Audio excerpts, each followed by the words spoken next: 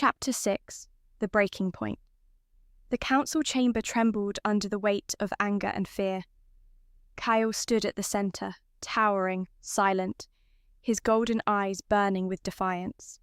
Around him, the elders circled like vultures, men too old to fight, too afraid to understand the power they were challenging. They spoke of laws, of balance, of forbidden bonds, their voices overlapping like a chorus of judgment. "If you had truly felt her before now, Alpha Kael," Elder Corvin said sharply, "the bond would have revealed itself the moment she came of age. Every alpha senses his mate across the distance. Every wolf feels the pull of fate, but you did not." He raised his staff, eyes narrowing. "That means only two things. She's human or wolfless, and by our law such a mate is forbidden." The words struck the air like knives. Kael's jaw tightened. His chest rose with slow, dangerous breaths. "Do you think I care?" he said, voice low, trembling with the weight of his control. "Then you will face the consequences," Corvin replied coldly. "Restrain him." Two guards stepped forward, silver cuffs gleaming in their hands. The metallic scent hit Kael's nose, and something inside him snapped. The growl that tore from his throat wasn't human. It was raw, primal, the sound of a beast that refused to be chained. "Stop, Kael!" one of the guards shouted. But the command was useless. The torches flared as his power surged, dark smoke rising from the cracks spreading across the marble floor. His bones twisted and expanded, muscle tore and reshaped. In one blinding moment, Kael was gone, and the great black wolf of the Obsidian line stood in his place, massive, furious, and untamed. The guards stumbled back in terror. Every instinct in the room screamed out to run, but Corvin stood his ground, voice shaking. "You've lost control! You doom yourself for her!" Kael's wolf turned toward him, eyes blazing molten gold. A low, murderous growl rolled from his chest. "You called her wolfless," the wolf's voice echoed, distorted yet clear, a sound that crawled down every spine in the room. "You called my mate a witch." Corvin took a step back, fear creeping into his expression. "Kael, listen to me." But the wolf lunged. The ground shattered under his weight. The elders screamed. The guards dove aside. Corvin didn't even have time to lift his staff. He saw death coming in the eyes of the creature that once swore to protect him. And then, light exploded. Miles away, Aurora's heart convulsed. A sudden, brutal pain hit her chest, and her knees buckled. She couldn't breathe. She couldn't think. All she could feel was him. "Kael," she gasped. Her palms burned, silver light bursting from her skin. It spread up her arms, bright and alive, thrumming with a magic she had never called before. The air around her pulsed, and the world answered.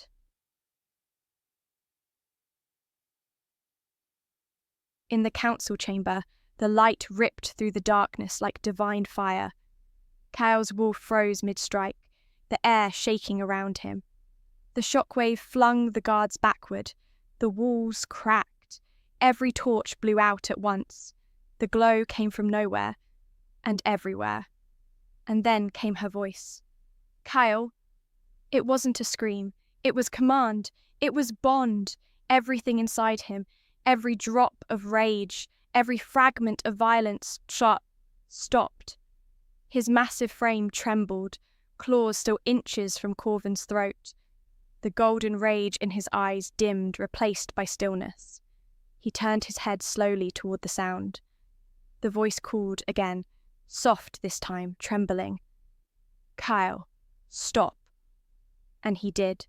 The most dangerous alpha alive, the beast feared by every pack within 100 miles, lowered his head and backed away, obeying her voice like a tamed creature. The entire chamber froze, disbelief etched into every face. The heavy doors burst open. Aurora stood there, her chest heaving, her hands still glowing white silver.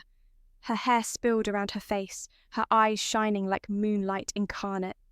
The glow faded slightly, but power still clung to her, humming in the air like a heartbeat.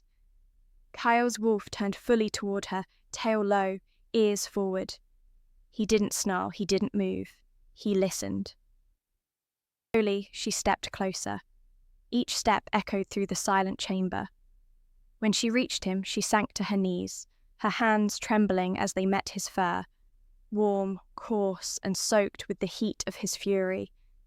"Kael," she whispered, tears glimmering in her lashes. "Calm down, please." Her fingers curled gently into his fur as she pressed her forehead against his chest. The black wolf shook beneath her touch, his growl faltering. "I'm here," she said, voice breaking. "I'm not leaving you. I'm not afraid of you." The wolf's breathing hitched, a low, shuddering sound, as if her words reached something buried deep inside him. "I'm here," she repeated softly, her lips brushing his fur. "You're not alone anymore."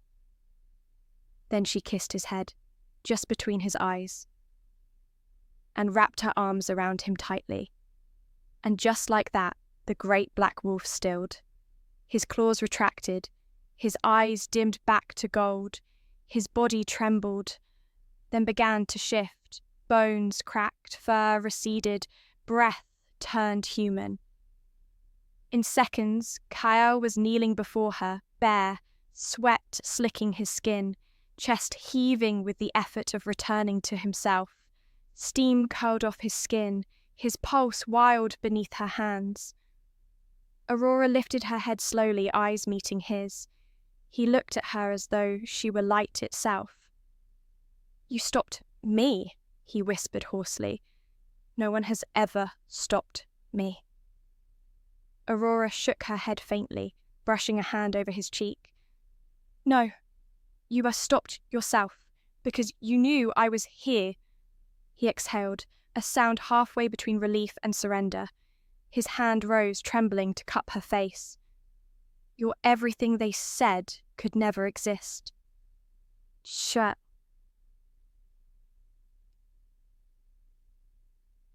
Elder Corvan's voice broke the silence, shaking with disbelief. "She's not wolfless. She's... Kael didn't look away from Aurora as he answered, his voice calm but filled with reverence. "She's the white wolf." For a heartbeat, no one breathed. The words hung in the air like a spell, the truth echoing through stone and soul alike. The guards, the elders, the air itself seemed to bow beneath it. Then Kael lowered his head, his golden eyes softening as he reached for her. And without another word, he kissed her. It wasn't a gentle kiss, it was desperate. It was a kiss carved from loneliness, from years of silence, from the ache of holding back what no heart should have to hold. It was every fear he'd buried, every tremor of restraint, every sleepless night he'd spent fighting the beast inside him, all of it poured into her lips. He gave her everything in that one kiss, his strength, his hunger, his trembling, his soul. Aurora didn't pull away. She held his face between her hands and let him breathe her in, let him fall apart and come undone. And when he finally broke the kiss, the world went utterly still. The wolf inside him, the rage, the storm, the shadow that ruled his blood, fell silent. The wolf stopped, and all that remained was Kael, the alpha, the man, the mate, finally at peace in her arms. No one in the great hall dared to move. The alpha who had once made kingdoms kneel now stood trembling, half-dressed, his chest heaving with breath, his lips still marked by the kiss that had silenced his beast. Aurora's arms were still around him, her hands pressed to his bare skin, her face buried against his shoulder. The silence was thick, terrified, reverent. Then, slowly, Kael lifted his head. His golden eyes were no longer wild but calm, and terrifyingly clear. "You see," he said quietly, his voice like distant thunder, "she was never the curse. She was the cure." Elder Corvin stumbled back, pale as ash. This can't be. The White Wolf bloodline was wiped out.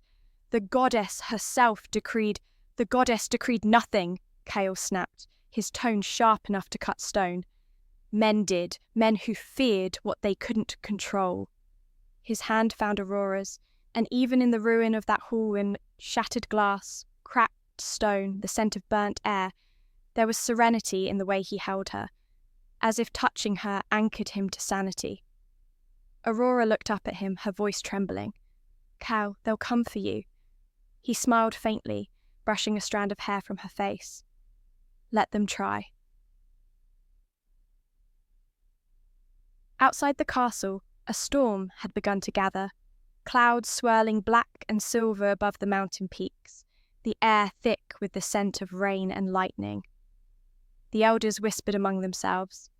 Some fled the hall, muttering words like abomination and forbidden. Others stared in quiet awe, seeing something they couldn't explain, an alpha and an omega bound by something stronger than law, stronger than tradition. When the last of the councilmen left, the chamber fell silent again, save for the thunder rumbling beyond the stone walls. Kael turned back to her. "You shouldn't have done that," he murmured. "You risked your life to stop me."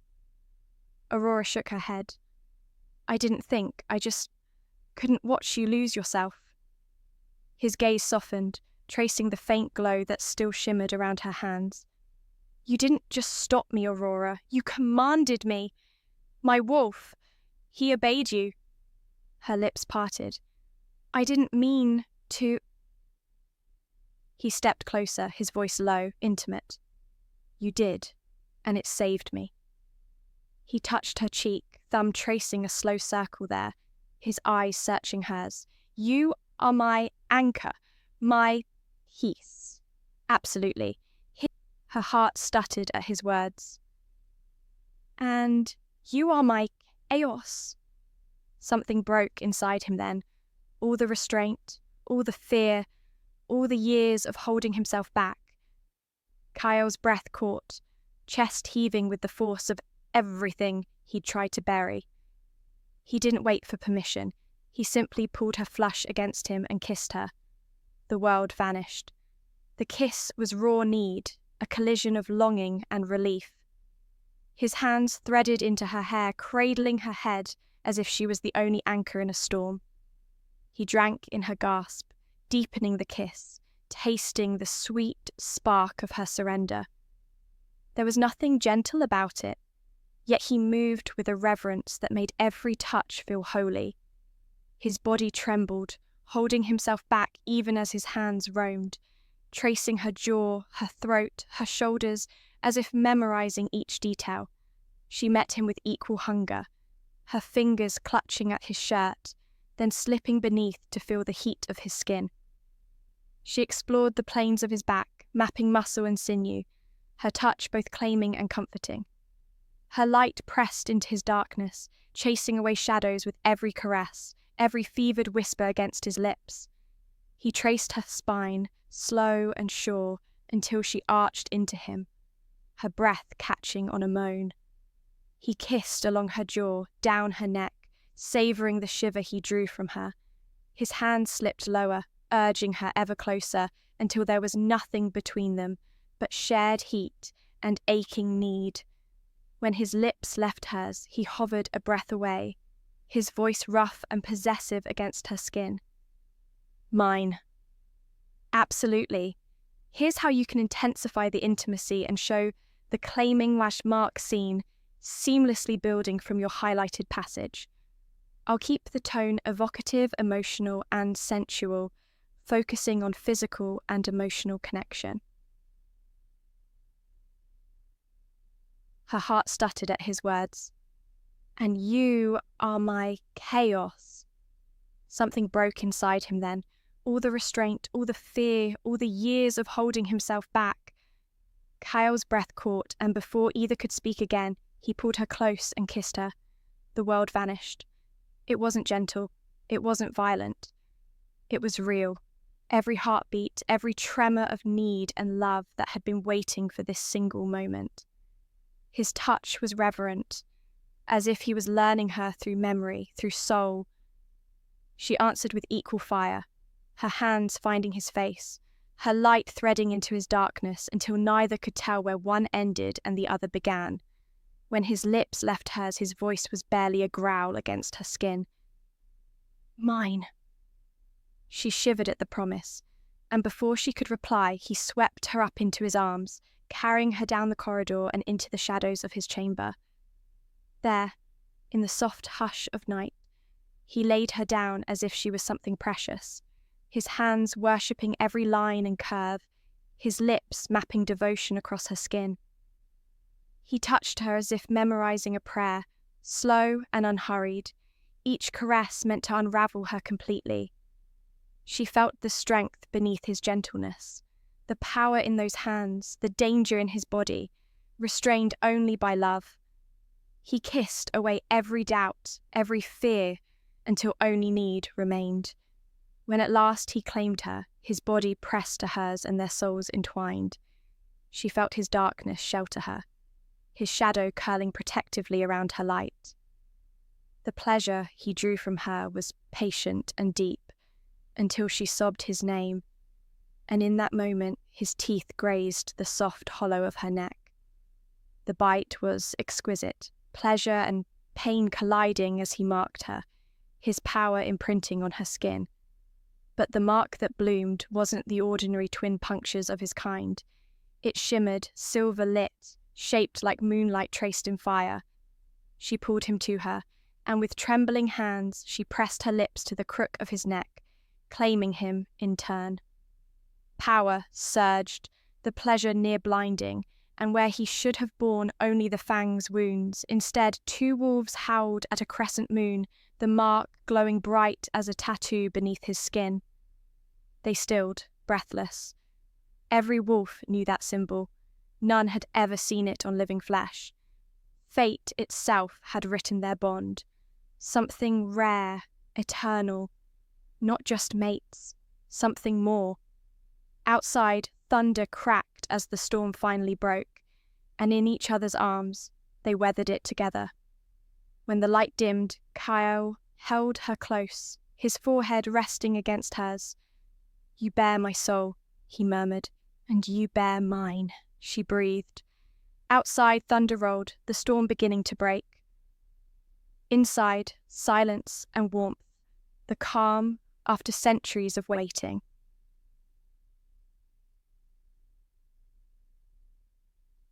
Later that night, as the storm broke over the fortress, Kael stood on the balcony overlooking his territory. Lightning lit the valley below, illuminating the forests, the rivers, the wild expanse that had once made him feel invincible. Now all he could think of was her. Aurora stood behind him, wearing one of his shirts, her hair damp from the rain. She hesitated before stepping beside him. "They're afraid of me," she whispered. "They should be," he said simply. "But not because you're dangerous, because you're stronger than they'll ever understand." She turned her gaze to the storm, her voice quiet. "I don't even know what I am, Kael. I thought I was wolfless my whole life. Now they call me a witch, a monster, a legend. I don't know which truth belongs to me." He reached out, his fingers brushing hers. "You don't have to choose. You're both. You're mine." For a moment, her heart fluttered. Not from the claim, but from the conviction in his voice, like the universe itself had spoken through him. Then thunder rolled again, louder this time, but it wasn't the storm. Kael stiffened, his eyes snapping to the horizon. "They're coming." Aurora frowned.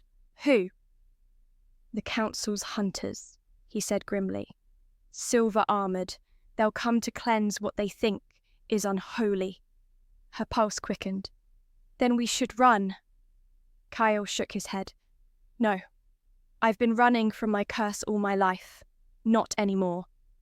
He turned to her, his voice dropping to a low growl. If they want war, they'll have one. Aurora's light flickered again, faint but bright, as if answering his fury with calm. Then we'll face it together, she said softly. He looked at her, his chest tight, the storm wind lifting her hair around her face like a halo. And in that moment, despite the thunder and the threat, Kael felt something he hadn't in years. Hope. Chapter 8. Blood and moonlight. The air split open with the scream of the night. The storm that had been building since sunset finally broke. Lightning clawed across the black sky. Thunder rolled like war drums, and the castle grounds trembled under the weight of what was coming. The scent of fear, of iron and gunpowder, rode the wind long before the first torch appeared in the forest. Kael's wolf stirred. Something wrong, something coming for her. He was already halfway down the stairs when he heard the first shout, "They're here!" and the second, "Hunters!" before the glass window shattered and arrows tipped in silver sliced through the air. Aurora was standing by the window of the hall, her white gown fluttering like mist. She didn't even have time to turn before Kael was in front of her, his body between her and the threat, his growl low, deep, unearthly. The hunters poured in through the shattered gate like shadows in motion. They wore black armor, eyes glowing faintly red with rage and power, each carrying the scent of death. Some were rogues, others, worse, turned wolves, corrupted and bound to human hunters who dealt in forbidden spells. "Get the witch!" one of them shouted. "Kill the white one!" The words hit Kael like poison. Something inside him snapped. He didn't shift. Not yet. He let his wolf rise beneath his skin, bones humming, claws pushing through flesh, eyes burning gold. "You touch her." His voice was a low thunder. "And none of you will leave here alive." The lead hunter smirked. He raised his weapon, a silver spear etched with runes. "She's an abomination, Alpha. Half witch, half lie. She shouldn't exist. You think she's your mate, but that's a curse binding your wolf. You're already lost." The rest of his words never came out. Kael moved faster than sound. The spear shattered in his hand as Kael lunged, his claws tearing through the air. The force threw the man backward, cracking stone. The rest charged and chaos followed. Silver flared, spells ignited, wolves howled. Kael became something else. Not a man, not even a wolf. A storm made of muscle and fury. He tore through the front line like shadows through light. Arrows broke against his skin, silver burned him, but it only made him angrier. Every strike, every wound, every breath was for her. The hunters screamed, not from pain, but from the horror of facing something that wasn't supposed to exist anymore. One hunter, a warlock by the smell of him, shouted a spell, chains of silver light wrapped around Kael's neck, burning deep into his skin. He roared, the sound shaking the walls, eyes glowing brighter, until the metal melted. Aurora's hands trembled as she lifted them, the white light spilling from her palms. "Kael!" He couldn't hear her. His wolf was too far gone, his mind drowned in centuries of rage. The scent of her fear made it worse. He wanted to destroy the world that dared to scare her. The hunters regrouped. "Kill the Omega, the Alpha's bound to her. Once she's dead." The rest was lost in fire. Kael's control shattered. He shifted fully, bones snapping, skin splitting, the dark fur emerging like night swallowing the light. His wolf was massive, his fangs like blades, eyes burning molten gold and black. The ground cracked under his paws when he landed. The hunters fired everything they had, silver bullets, enchanted ropes, even holy seals. But none of it mattered. He was beyond reason, beyond pain. He was the wrath of the moon itself, a nightmare with teeth. He lunged, and the battle became a blur of screams and steel. He broke through their line, tearing, slashing, crushing. His roars drowned the thunder, the scent of ozone, burnt silver, and fear filled the air. The storm above seemed to obey him, lightning flashing every time his claws struck. And still more came. They thought they could reach her. They thought wrong. One managed to get close, his blade against Aurora's neck. She froze, gasping as the cold steel kissed her skin. Kael turned. Everything went still. His wolf's eyes found hers and the world around them vanished. He could see the fear in her gaze, but also something else. Trust. Then he moved. The hunter didn't even have time to scream. The force of Kael's attack shattered the floor beneath them. The blade clattered uselessly to the ground, his growl echoing through the broken hall. But the moment his wolf stood over the fallen enemy, ready to finish him, something pulled at him, a whisper through the chaos. Kael, Aurora's voice, soft, trembling, calling him back. Her hand lifted, glowing with that same faint white light, the light of her soul. It wasn't magic meant to destroy. It was meant to heal. The storm slowed. The rain softened. He turned toward her. His body shook, muscles tense, teeth dripping with fury that wasn't leaving him. The hunters around the hall had stopped moving, some trembling, others frozen in awe at the sight of the beast. Aurora walked toward him through the smoke and ruin. Her white hair was soaked in rain, eyes bright with tears and power. "It's over," she whispered. "I'm here. You don't have to fight anymore." The wolf growled, a sound torn between pain and disbelief. His claws scraped the ground. His breath came in ragged bursts. Then she reached him. She fell to her knees before him, ignoring the heat of his breath, the danger in his eyes. She pressed her forehead against his snout, trembling. "I'm not leaving you," she said. "Not now, not ever." Her arms wrapped around his neck, her lips brushed against his fur. "Calm down my chaos, please." Kael's wolf froze. The tension in his body rippled, his eyes flickered from gold to human brown and back again. He felt her heartbeat against him, steady, warm, real. Something inside him broke. The monstrous growl turned into a low, trembling sound.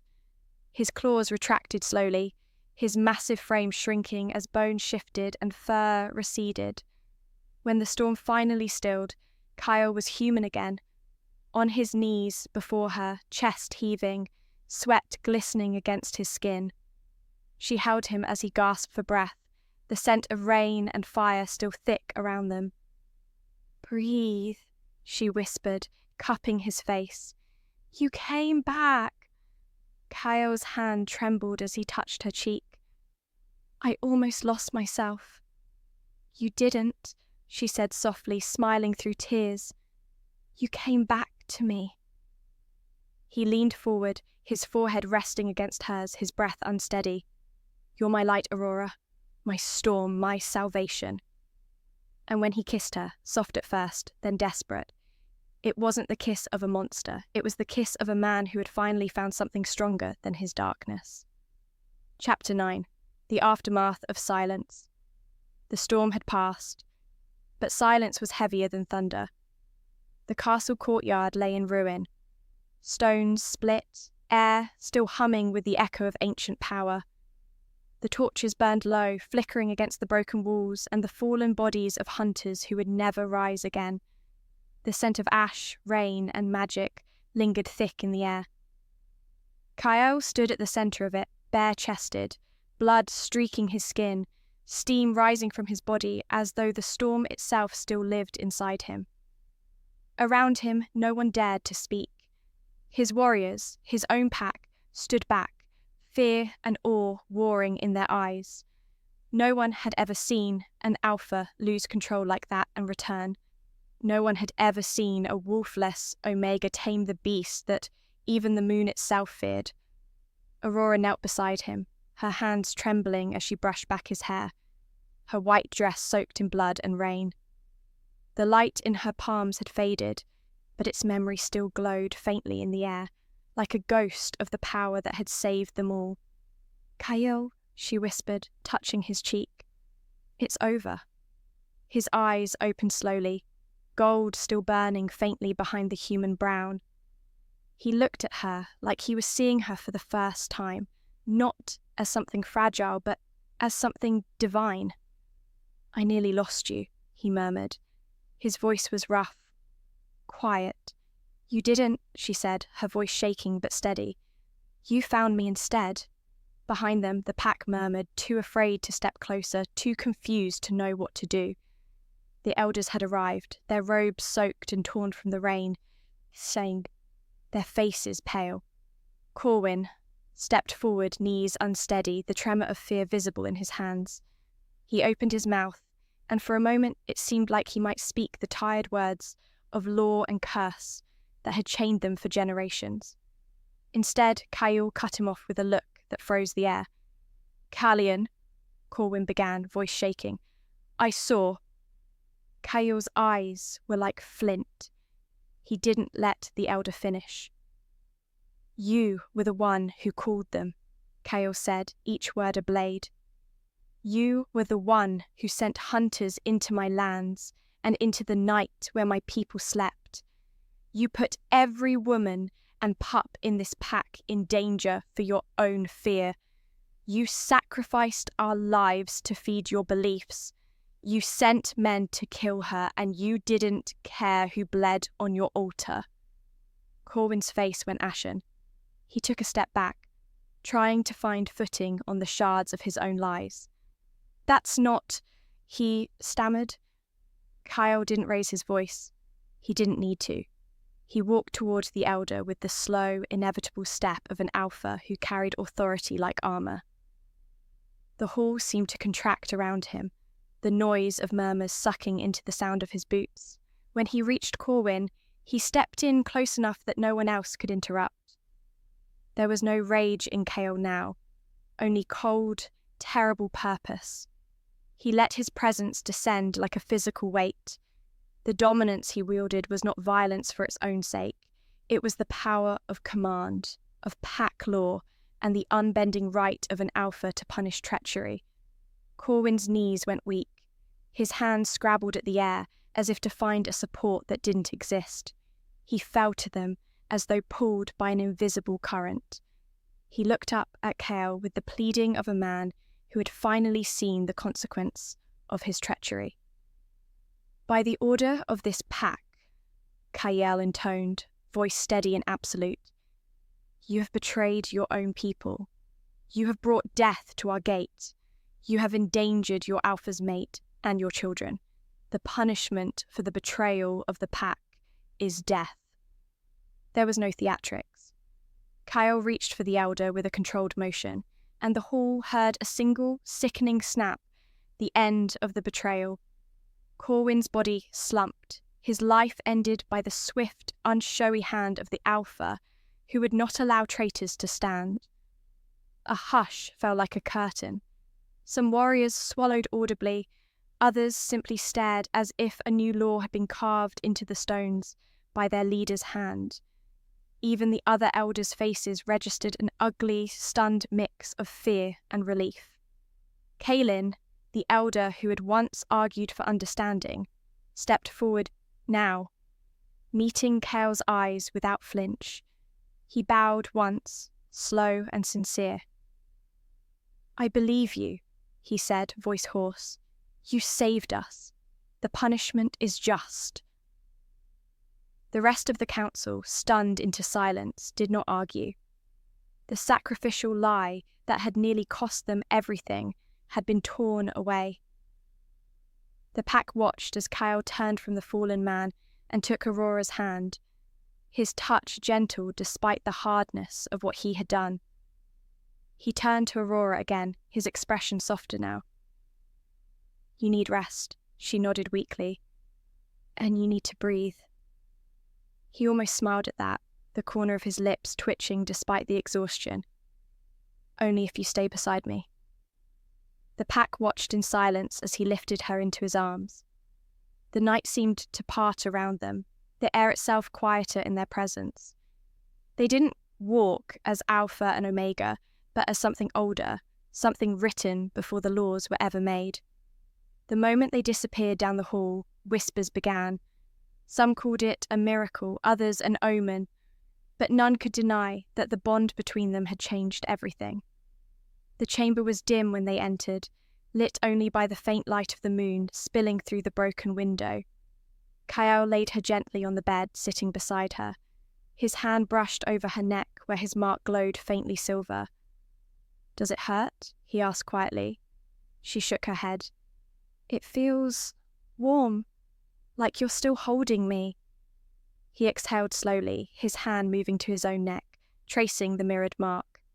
It pulsed softly, 2 wolves howling at the crescent moon. "I've never seen anything like it." "Neither have I." Her voice softened. "But maybe it's not meant to be seen. Maybe it's meant to be felt." He turned to her, his expression unreadable for a moment.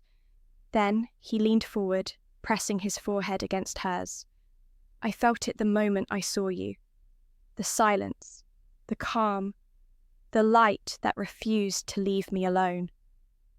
Aurora smiled faintly. "And I felt you, the storm I never feared." He chuckled lowly. "Lie," the sound breaking the heaviness of the room. "You're too calm for your own good.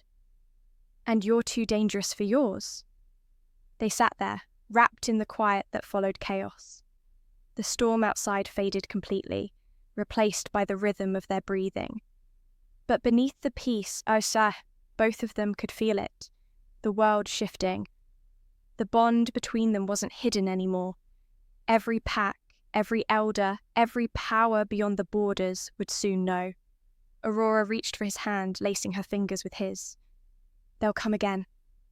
"I know," Kael said. "Let them." "You can't fight the whole world, Kael." He smiled faintly. "No, but the world will have to fight me first before it takes you." Aurora's eyes softened. "Then we'll face it together." He kissed her hand, lingering against her pulse. Together. Outside, the moonlight shifted, brighter now, bathing the castle in silver light. Somewhere far beyond the borders, unseen eyes were watching. The hunters who survived, the covens who had felt the surge of her magic, the alphas who could smell the forbidden bond even miles away. The balance had been broken, or perhaps, for the first time, restored.